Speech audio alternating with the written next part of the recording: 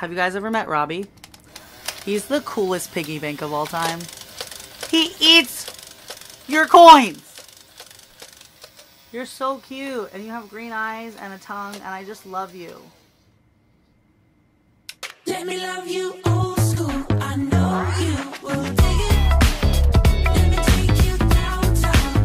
Date night, I'll make it. Hey guys, welcome back to my channel. I am safetytess, better known as Tess, and today we're going to talk about some of my favorite music movies. This video caused me so much levels of stress. The most often question that I get online is, how do I know so much music knowledge, in the sense that I know from old to new to old to new to back again? And my secret, mostly besides the fact that I'm a compulsive researcher, is that I watch music movies. Since I couldn't actually make up my mind, and the ones that I chose to tell you about are some of my favorites, there will be a list below of all these music movies that I absolutely love, that I don't love less than the ones I talked about, but the ones I talked about seem like the better entry point into showing you what kind of music movies I love, and I think you should love too. If these movies are available on the United States Netflix that I can access, there will be a Netflix logo on the screen. The Netflix logo represents the fact that the movie is on Netflix right now. Also, this doesn't include worldwide. It might be available worldwide. I don't know how to check that, so we're sticking with Netflix United States of America. Let's hop right into it. If you only get one thing from this video at all and you're about to click out, please go watch Almost Famous. The reason I start with this one is because it is the most important one. It is my favorite film of all time. It is written and directed by Cameron Crowe, who is an incredible music person. The movie is loosely based on his life. It follows William Miller around while he goes on tour with the band Stillwater, which is not a real band, but is based off of real band events. And he is a young reporter trying to break into the music industry. It's very relatable. I relate to William Miller on multiple levels. This film is just perfect in a sense if you are just looking for a music movie that you're just like sitting there going, wow, I wish I was part of this movie. That is it. I'd also like to mention that if you've already seen Almost Famous, if you have not seen the untitled version, the reason I say go watch Untitled, even if you've never seen the film, Untitled goes in depth of some of the character stories and basically finishes off what you're always wondering from the regular film. It is a little bit longer, but it's totally worth it. Some of my favorite quotes of all time that I live by are from this film. The only true currency in this bankrupt world is what you share with someone when you're uncool. How accurate is that? It's all happening. It's all happening. It's all happening. Go watch Almost Famous if you haven't. I'm just saying. Or if you have, just go watch it again. Anything. If you just get one thing from this video, Almost Famous is what I want you to get. My favorite band, or one of my favorite bands of all time, is the Rolling Stones. I went on a little like rockumentary, like crazy townness whenever I turned like 19, 20 years old. And I went crazy. Like I looked up all of these documentaries and all of these like rockumentaries and then some really weird films. If you want me to make a video on really weird music films that you could just watch like this the whole time, I definitely will make that, because there is a list of very odd, psychedelic driven, music related content that you should absorb even though it doesn't make sense. So, the next one I'm going to say is CROSSFIRE Hurricane. CROSSFIRE Hurricane is a documentary by or of the Rolling Stones. This documentary goes through and talks about other documentaries that they've had. Like it almost kind of like takes bits of other documentaries they've had and put them into a bigger one. It was made in 2012 around their like 50th anniversary, and it kind of talks about their like longevity of their career, looking back. It even had some parts of a movie that is not available to purchase by the Rolling Stones because of how much profanity and drugs was in this film at the time. That's one of those weird movies. I've seen it, and you're not supposed to watch it unless the director is present, but somehow me and Jazzy and some other people, and just somehow I found it on the internet and I watched it, and it changed my view on what that film's just weird. I say CROSSFIRE Hurricane is one you should watch because it's so readily available, and I think if you watch a rock and roll documentary and you're not super into like the rock and roll history or classics of rock and roll, It's a really good invitation to like see where some of your favorite artists get what they love. This leads me to a side note to my list, but my favorite Rolling Stones film is Rock and Roll Circus. Now, this film did not get released until 1996, but it was filmed in December of 1968, and it was actually a tour idea that they turned into like a little bit of a series kind of thing, which turned into a movie. And this film, yet it is mostly performances. It does have some little bit of like weird interviews and transitions, and obviously it has circus acts, but it is like the most time period thing ever. If I could go back in time to any day at all, it would be December 11th, 1968. I love to watch the audience in this movie. I just like love the crowd and everything about it. There's this really weird, like they make them wear ponchos and hats, and I really adore that. And there's a scene where like Mick goes into the crowd and sings to a girl in the audience, and she's so like incoherent that she doesn't even realize Mick Jagger is singing to her. There's also, if you get this DVD, a really cool part where Pete Townsend talks about the days, and that is the guitarist of The Who also writes most of The Who's music. He talks about how he was drunk the whole time and how the only person that was put together was Mick Jagger, and you can see the band members in the audience like very like all over the place, and you know, drugs, alcohol, all over the place. And this was filmed over like 2 days, and it was like almost a 24-hour period. So it's a very time period piece. There's even parts like where the camera was put a little bit too far over and it catches the other cameraman filming, and the other cameraman's not paying attention and he's dancing to the Rolling Stones. Just really cool, interesting visuals and beautiful sounding music, as well as the fact that this wasn't released because the Stones thought they didn't do a good job, and this is some of my favorite performances that have been recorded of the Stones. Moving on. It wouldn't be a safety test video if I didn't include a little bit more Stones, so the last pick I have for Stones related content is Charlie Is My Darling.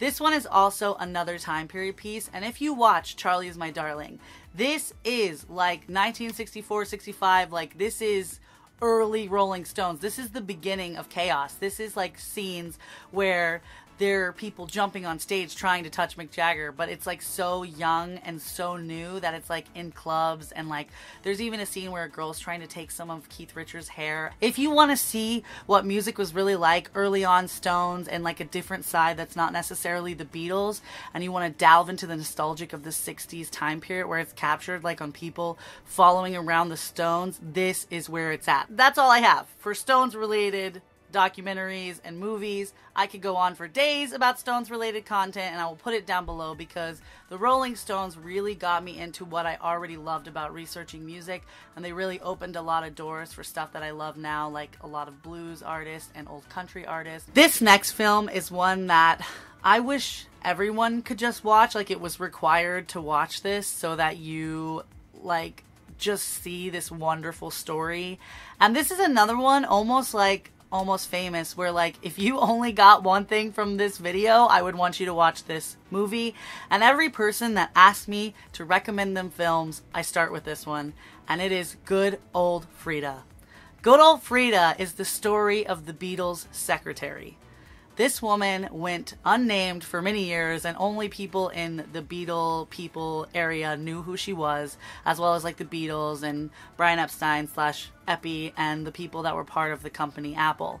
But good old Freda never ever told her story to like her kids or talked about her life, because she was with the Beatles from pretty much the beginning to the very, very end. She was there from the very end. She was the one who actually wrote the letter in the Beatles book that went out to fans that said that the Beatles were not going to get together anymore. And her story is just like, I hope that I am like Freda in the music industry. I hope that I act and have as much poise and beauty and care as Freda did. In a lot of sense, I really relate to Freda because she started out as a fan, and she just happened to be part of this magical, beautiful thing that was the Beatles. And I'm giving myself chills. But she's just like the most incredible person, and this movie is only like a snippet of like how incredible she is. It's just very well put together. and it's a wonderful story, and I highly recommend it. Now, this one I talked about a lot recently on Twitter. If you guys don't follow me on Twitter, make sure you follow me on Twitter. I talk a lot about music stuff, what's happening with my YouTube, and so on and so forth. The movie that I've been talking about on Twitter is Sing Street. This movie is like Cameron Crowe meets John Hughes. Cameron Crowe wrote Almost Famous. John Hughes wrote all the great, like, 80s movies like Breakfast Club. It's like an 80s movie meets a music movie, and it's wonderful, and the storyline is great, and it follows along the story of a young boy and his journey of making a band and basically coming of age. And the soundtrack is incredible, and the cast sang the soundtrack as well, and Freda, the lead in the film, that is his real name, whenever they went to like the Sundance Festival and presented this film, Freda and Mark, the two lead boys in the band, sang these songs on acoustic guitar, and these songs will get stuck in your head and you will love the soundtrack because it also has a lot of great 80s music, and if you're not that into 80s music, it will introduce you to some really cool 80s related tunes. The next one is something that is also related to the Beatles, but I also picked this because some of these films are made very well and the stories depict like what I'm trying to express to you that I love about music, and this film is Nowhere Boy. Nowhere Boy is a film that basically documents the adolescence of John Lennon, and Yoko Ono and Paul McCartney and some of John Lennon's kin have said that this film is very, very closely related to what actually happened, and the only thing that Paul said he doesn't remember happening is when they had a fight, and there's like a fight in the film between Paul McCartney and John Lennon. This film documents the Quarrymen, which was the very beginning of the Beatles, which was a skiffle band. It basically documents the adolescence up until the point when the Beatles left for Germany, and it's just an overall really good biopic that doesn't really feel like you're learning a lot about music history, but you kind of are. Nowhere Boy. Okay, so this is a big one. The original Rocky Horror Picture Show. Now you're like, Tess, you didn't say we were going to talk about musicals. Well, it turns out that I don't really feel like this musical is necessarily falls into the musical categories. This movie was a game changer for me. I watched it as a 5-year-old. I didn't really understand the transvestite stuff, but I do now. But this movie is a beautiful story as well, in the sense that it's very humorous and very sexual, but Frankenfurter is really going on the journey of his life trying to find himself, and then, you know, he ends up, I'm not going to give the movie away if you've never ever watched it, but it has great music. Meatloaf is in this film, who also is an original singer that has an incredible career, and he contributed to this film. Tim Curry really, really brings life to this film, and it really gives you a glimpse into like 70s glam, 70s like ruthless, I'm going to be who I am music and picture. The person who plays the butler in this film, Riff Raff, is also Richard O'Brien, who is the person who wrote this film as well as the music, and it started out as a play, and he has other movies like this, and Rocky Horror Picture Show is just a really solid one to watch, especially if you haven't seen the original. And if you live in a city that lives on the tradition of Rocky Horror Picture Show, usually every Saturday at midnight in larger cities, they show Rocky Horror Picture Show, and you come and you act out the scenes, and there are people on the front of the theater that act it out, and it's a great thing that's been going on for years and years and years. Like, my dad did it in the 80s, where he would bring water guns to theaters and shoot them at people and throw popcorn. It's not at that level. I bet you there's some theaters that are at that level, but you know, it's just stuff you can pick up now. The next one is The Wrecking Crew. Now, this one is an incredible movie, and I feel like I've said incredible a million times. This is the untold story of the studio band that was part of so many influential musical works of the 60s and 70s. The music that they contributed to some of these rock and roll hits and these like Frank Sinatra songs is just unreal, and they were never ever credited on records. Never. And nobody knew who they were, and everyone just assumed that the music that was being played was being played by the band. And this movie is actually done by the son of Tommy Dudescu, who is a guitarist that was in the Wrecking Crew. And it kind of documents the fact that they put in so much effort into what this music sounded like, where people would come in with very simple chord progressions and they would come out and make it like an orchestra. They worked on Pet Sounds by the Beach Boys with Brian Wilson, when Brian Wilson of the Beach Boys did not go on tour and ended up just using the studio band to create this incredible incredible album. And it's just a really good glimpse into like some secret stuff you didn't know about music, where like you will hear songs in this film and you'll be like, I know this song. What? This was a studio band? I thought this was the Monkees the whole time. It's just cool in the sense that it really follows the path of all these wonderful musicians who have incredible stories but are also incredibly, incredibly talented. The next film is also another Beatles related film, and I promise I'm not doing this on purpose, but like I said, this is my entry level into what I know now, and the film is Hard Day's Night. Hard Day's Night is the very first Beatles film that they made to try to step on over into the movies, where they basically depicted themselves doing shows and what it was like with the fans following them. It has a funny storyline with a guy who plays Paul's grandfather, and some stuff happens and the Beatles have to go on this big mission to find one of the lost Beatles, and it's very entertaining. It's very like slap and very wit. And the only thing is, I love Hard Day's Night so much because it is the first Beatles film and I feel like you should watch it first. But I think I like Help better. But that's just because in Hard Day's Night, I feel like the grandfather is so mean and it makes me aggravated the whole time. But Hard Day's Night is the one I would recommend because they sing like the songs from the album Hard Day's Night, and you can see like their camaraderie and the jokes are funny, and it's just a really cool another time period piece where you could see what it was like in that time period when the Beatles were at their height. So the last two movies I have are actually both just regular movies that aren't necessarily biopics, and the first one is School of Rock. Now, I picked School of Rock because if you haven't seen it, it is a very lighthearted film, but Jack Black himself is actually a big music lover, and I can see this in the film even though his character was written in. He really does showcase a lot of music history in this film that like you can pick up from, like you're part of the class. So I wanted to include this because not only does he make these kids really fall in love with what music and where it came from, but he also really showcases what he loves and how he teaches and the passion he feels towards music. And the last film I'm going to recommend, I would never ever think would be on a list of films I would recommend because I had such a weird relationship with this film when it came out. This film came out when I was in high school, and it is Across the Universe. Across the Universe is a movie with a different storyline, but it's based off of all the music of the Beatles. It has tons and tons and tons of songs from the Beatles in this film, redone and sang by the cast. Now, when this movie came out, I was one of those people where like so many people that watched this film did not know the original songs, and then they were like, I like the Across the Universe version better, and it almost like hurt my feelings where I was like, wait, but you should listen to the Beatles one first because like you should love that one too.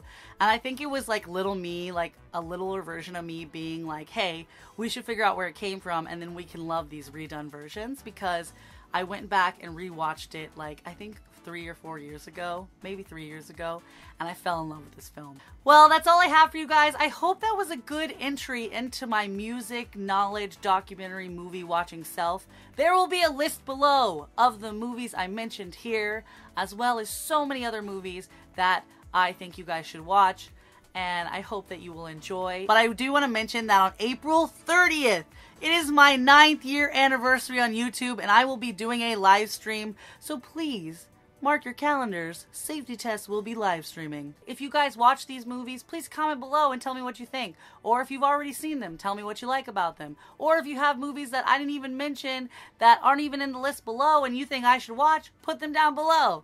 But that's all I have for you guys. Thanks so much for watching. But until next time, have a great day, a great night, and a great life. I'll see you very soon. Bye!